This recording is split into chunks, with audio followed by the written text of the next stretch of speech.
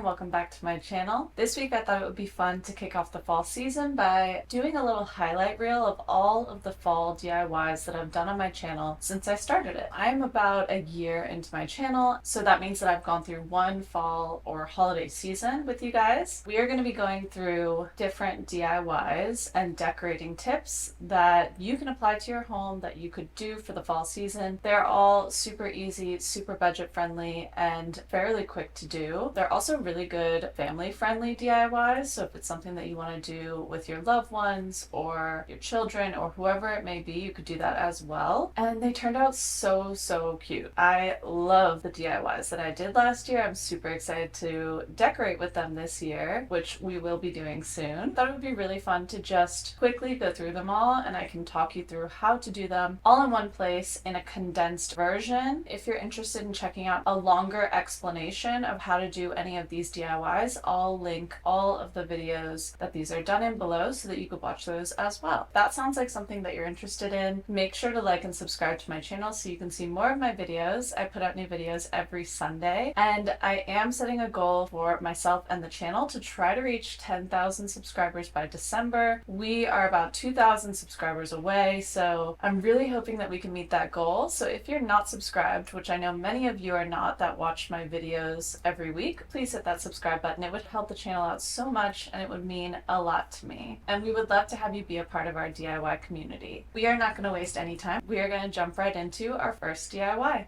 For our first fall DIY, we're going to be making some cheesecloth ghosts. For this DIY, you're going to need cheesecloths, a bowl, Mod Podge, aluminum foil, and a couple of jars or bottles.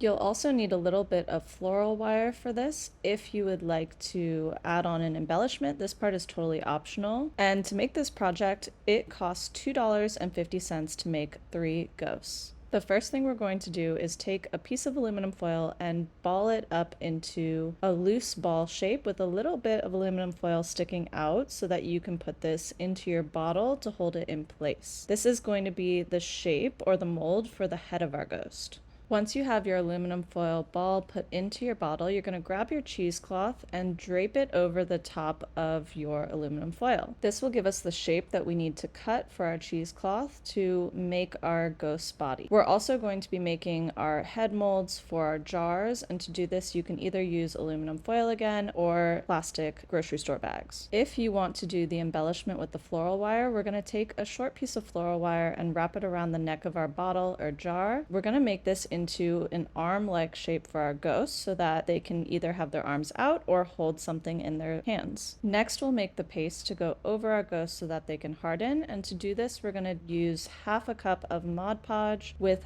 half a cup of water mixed together.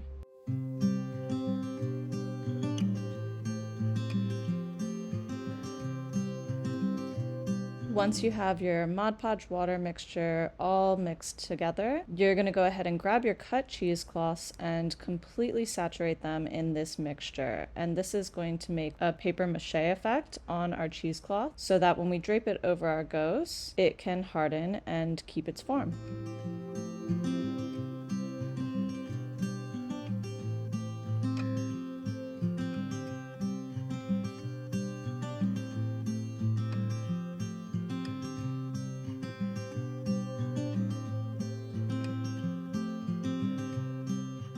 While our cheesecloth ghosts are drying, we are going to make a second kind of ghost made out of clay that is super cute. For this DIY, you're going to need some air dry clay, some kind of jar or spice container, a rolling pin, and a small utensil like a paintbrush.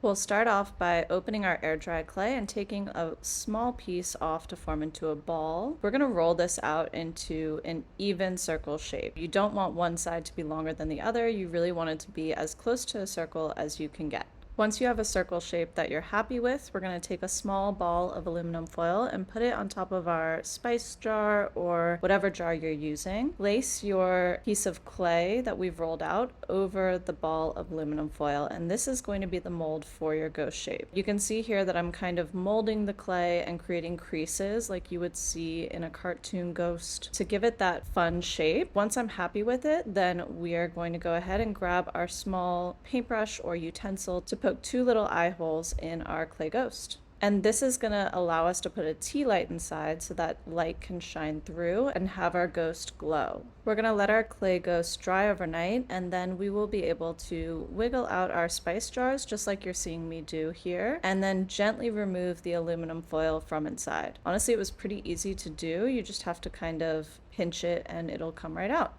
And we're going to do the same with our cheesecloth ghosts. You're just going to wiggle the bottle back and forth until it releases from the cheesecloth. Once we have all of our dry ghosts ready to go, we're going to paint a little face onto our cheesecloth ghost. To do this, I'm just using some acrylic paint. You could also use a Sharpie if you prefer. I'm just painting eyes and a little mouth onto each of my ghosts to give them a little bit more personality. Then I'm going to take some velvet pumpkins that I got from the fabric store and cut one of them off to put into my ghost's hands that we use the floral wire on. And I'm just going to hot glue this into place and take some of my faux leaves that were a part of those pumpkins and glue them to the side just to give it a cute little look.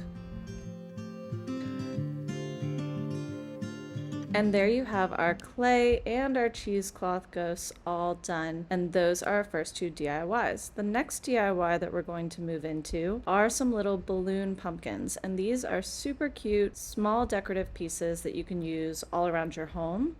To do this, you're going to need a bag of balloons. You can get this from the dollar store, and a bag of stuffing or leftover stuffing from another project. We're going to cut the tops off of our balloons and stuff them with the stuffing so that they have a pumpkin-like shape. And you're only going to want to use the balloons that have Halloween colors or fall colors. All of these first three DIYs that we're doing cost less than $5 to make for the entire set that we're making. When all of your balloons are stuffed with your stuffing, you're going to cut a piece of twine, or I'm using macrame twine, off of your reel and tie pieces in different directions around your balloon, and this is going to give that pumpkin-like shape. You can use as many pieces as you want to get the shape that you're looking for. Once you've done that, you're going to cut off any excess twine, and we're going to use a small piece of floral wire to make our stem. To do this, you're going to carefully glue some hot glue onto the floral wire, and we're going to wrap twine around the floral wire until it's completely covered.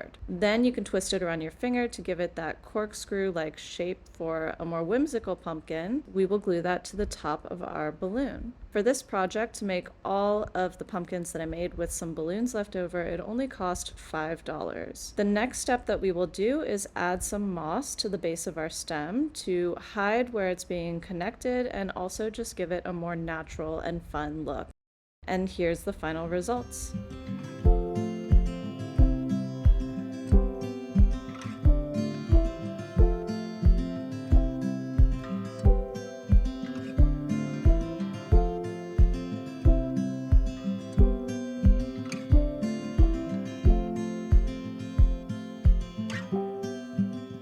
For our next DIY, we're going to be making some really cute pumpkin pillows, and these sell for like $40 or $50 on Amazon. To do this, we're going to pick up some fabric. I'm using a Sherpa and a plaid fabric, but you can use any kind that you like. We're going to be making a stitch along the long ends of our cut that allows us to pull it tight like a drawstring. To make this stitch, you're going to leave a little bit of excess thread on each side as you go, about 2 inches, and then you're going to make some long stitches with big gaps in between. We'll do this on both sides of our long edges of our fabric and then sew the short edge shut.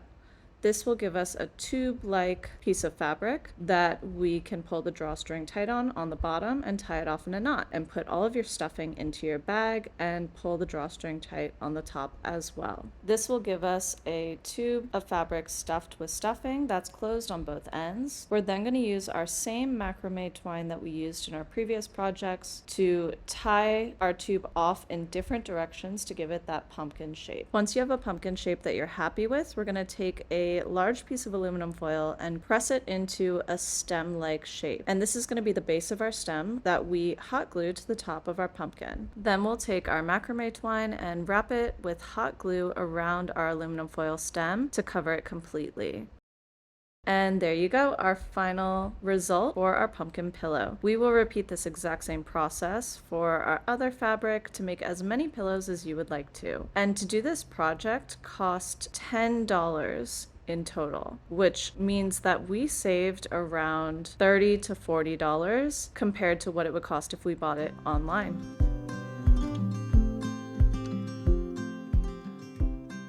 Our next DIY is a little bit more of a fall hack, especially for those of us who live in warm weather places, and that is going to be how to set your pumpkins and gourds up to last for the entire season. But I know this is something that I have a problem with in Florida. What we're going to do to make sure that they don't rot is first wash them really, really well with soap and water, and then we are going to put them in a bleach bath. We'll let them soak in bleach to make sure that all of the dirt and bugs and things get off of them. Once they have dried, we're going to spray them down with Rust-Oleum clear enamel. And this is going to give them a really beautiful glossy coating that'll protect them from the heat and the sun. And let me tell you, my pumpkins normally last a few weeks in Florida in the heat. These pumpkins were in direct sunlight on my stairs for multiple months, were completely fine. They did not age or fade at all, and I actually had to move them because I needed to decorate for Christmas. So this is definitely a really great hack if you live in a warm climate. Next up, we're going to be making some really fun witchy crescent moon wreaths, and these were one of my favorite wreaths that I made for the fall season. I thought they were so fun. To do this, you're going to need some wire wreath rings, and you can get these at the dollar store. They come in a pack of 3, and you really only need one of them. I'm using the biggest ring, and I'm cutting a piece out of the ring with wire cutters to make that crescent shape. Once you have a crescent shape that you like, we're going to go ahead and take some grapevine, which is the stick-like thing that I'm holding. And I got this off of Amazon. You can also get it at fabric stores. And we're going to use some floral wire to attach this to our crescent moon ring. I did 2 layers of this to make it a little bit thicker, but you can do as many layers as you like. This will act as the base for our wreath that we can attach all of our florals to. Once you have that done, we're going to take our florals. I really went for fluffy purple type florals when I was picking mine out.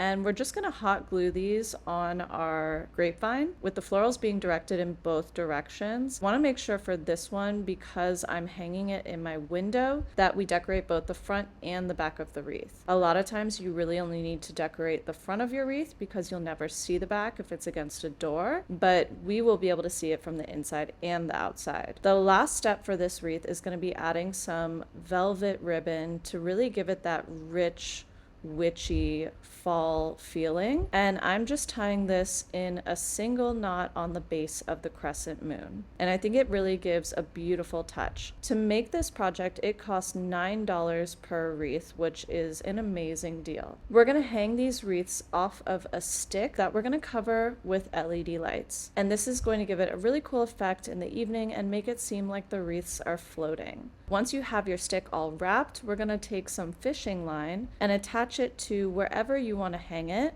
so that you can't see what it's hanging from. So I'm here putting it in my sunroom, and this is before I did the makeover in there, and we're going to attach our wreaths with fishing line as well.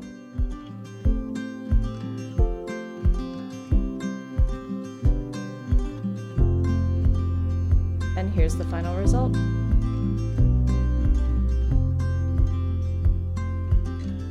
Our next 2 DIYs are cement pumpkins and jack-o'-lanterns, and this was probably my most favorite and most talked about DIY that I did for the fall season. I absolutely love the final result of this DIY, and if you try one of them from this video, I highly suggest you try this one. To do this, you're going to need some plastic Halloween containers like the ones I have here, and you want to make sure that you get the ones that are indented so that they leave an impression in your cement when you pour it in. You're also going to need some stockings. 1 pair of stocking will make 2 pumpkins. The size of your stocking really depends on how big you want your pumpkins to be. The larger size you get, the bigger your pumpkins will be. I think that I got a large for my pumpkins, and I definitely could have filled them more, but I stopped when I had the size I wanted. We're going to be using some Quikrete cement, which is a type of cement that dries faster, and I'm just going to mix up little bits at a time so that I don't have any excess left over. Once you have it mixed, you're going to pour it into your plastic pumpkin container and then set something inside so that it dries with an indent, and this is going to let you put candles in it. And then we'll set those off to the side and let them dry for a couple of days because it is quite a lot of cement. Then we're going to go ahead and cut the legs off of our stockings and fill each leg with cement. And this really is a 2-person job because you need someone to hold the stocking open while somebody else pours it in.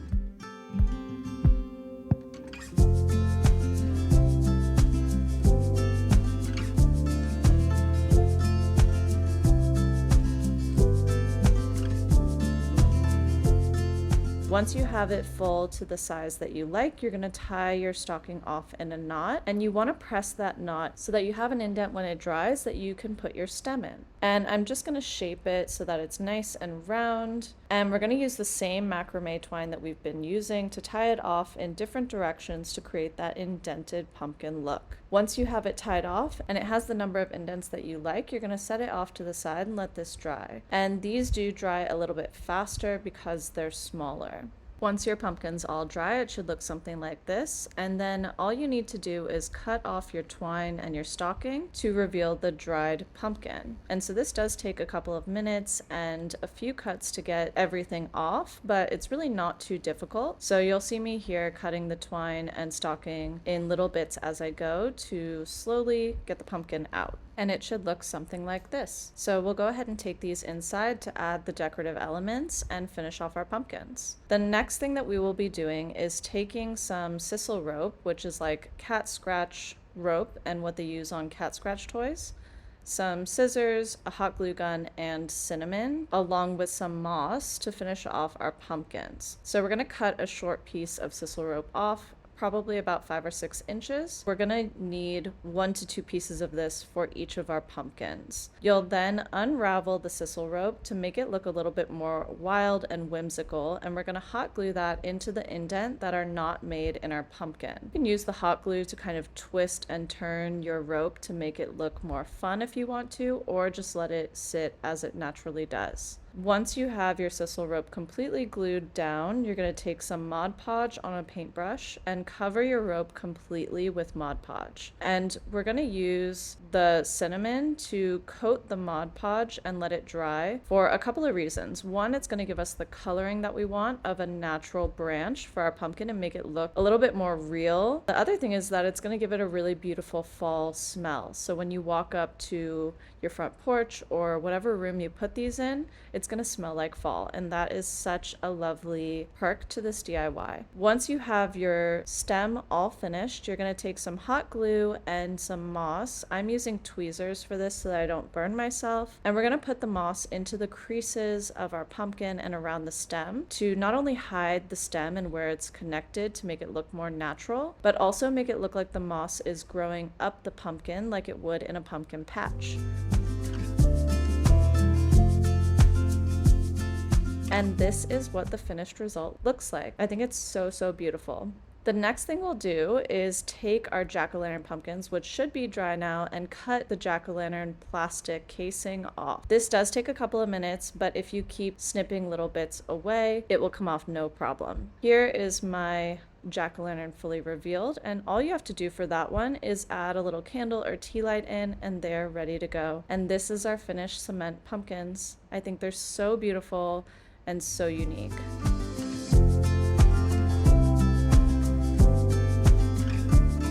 Next, we're going to be making a fall-inspired wreath, and to do this, you're going to need to get a variety of different fall-colored florals from a craft store. I got mine from Joann, and so I'm picking mostly reds, blues, and purples with a little bit of orange mixed in. To create this wreath, you're going to cut the florals off from their stems, hot glue them where you want them to go onto your wreath frame, and I got this wreath frame at the dollar store. In placing my florals, I kind of mixed and matched the different colors, and then used the orange pieces to add some draping or hanging bits towards the bottom. Once everything is placed how you want it to be, we are going to go ahead and add a ribbon to our wreath. And this really helps to tie the whole thing together and really give it that fall look by bringing in some of those burnt orange colors that are really popular in fall. When tying my ribbon on, I tried out a few different combinations, and I really did not like the look of the ribbon hanging over the wreath. I felt like it took away from it. So I tied the ribbon through the wire wreath frame in the back so that you couldn't see where it was connected, but you still got the effect of it hanging. And here's the final look.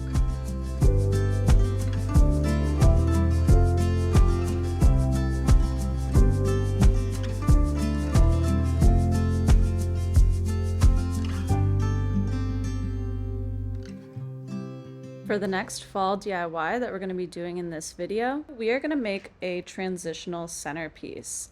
And this was a super cool DIY because it allowed us to transition from fall to Christmas, but I'm only going to be showing you the fall portion of it today. To do this DIY, we need a long rectangular box, and we're going to put some floral foam into the box in 2 layers. Once you have the top layer glued down, we're going to shave it to make a dome-like shape. And this is going to be the base for both of our centerpieces, fall and Christmas. If you're interested in seeing the Christmas version of this transitional centerpiece, I'll have the full video link below for you to check that out. Once you have your dome shape, we're going to go ahead and add some moss by hot gluing it over the entire floral foam that's exposed. And this is what it'll look like when it's all covered. It gives a really pretty green base for us to work from. We're going to be using the same fall colored florals that we used from our wreaths that we've been making, and these are all of the leftover pieces so that this is super budget friendly. And this is a great way to save money when doing a DIY by using things that you already have on hand. I'm just cutting the florals down and mixing and matching to give it the look that I like, and we could change this look every fall season when we add those florals back in.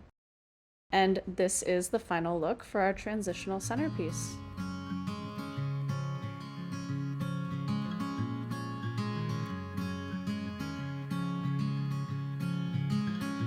Later on in the night, when the crowds have gone, we could talk under moonlight till dawn.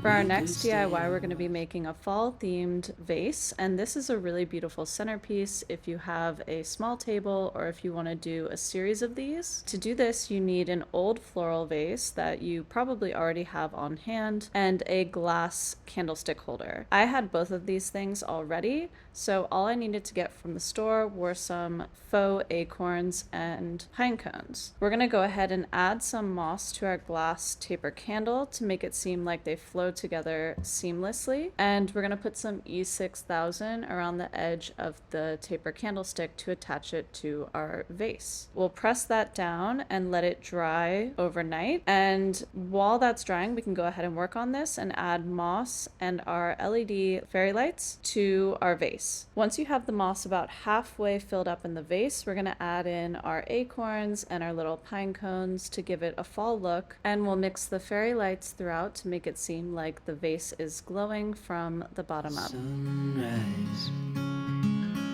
cancel all our plans. We don't need a reason why we just can't.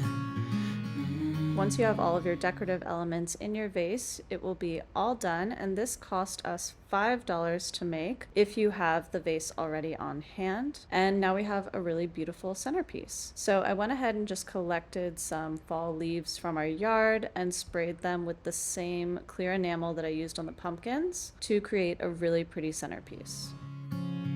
I wish I could stop time and stay in this moment, never think about going, won't you stay? And sticking with our same natural fall decor theme that we did our centerpiece in, we're going to go ahead and make a bowl entirely out of pine cones. To do this, you could either buy store-bought pine cones or find some in your yard or a park. You're going to need a lot of them, also some floral wire. We'll go ahead and take some pine cones and wrap the floral wire around the center and try to press it in between the little grooves so that you can't really see it. Once you wrap it around, we're going to twist off the edges and add another pine cone to make a chain. We'll continue this process until you have a long enough chain for the bowl size that you want. I'm doing a pretty large bowl, so I'm going to be making a very large chain, but if you would like a smaller bowl, then you would not need to do as many pine cones as I am. For a little while, Here's my chain all done. As you can see, it's quite large. I used store-bought pine cones because I couldn't find enough in my area. So I went through 2 bags of the store-bought pine cones to accomplish this size bowl. To make your bowl shape, you're gonna start by taking about 6 pine cones and pressing them into each other in a row like I did here so that the grooves lock together. Once you have that base, you're gonna start twisting your pine cone chain around the base, wrapping it in an upward motion so that the grooves lock together and hold your bowl in place. You can also use some floral wire to attach your pine cones to each other just to make it extra secure. And we'll continue this process until you finish off the chain and you have a complete bowl like this. So this is what the final bowl looks like. I think it's a really cool natural decor piece for the holiday season and could easily be transitioned from fall into Christmas time. Got myself free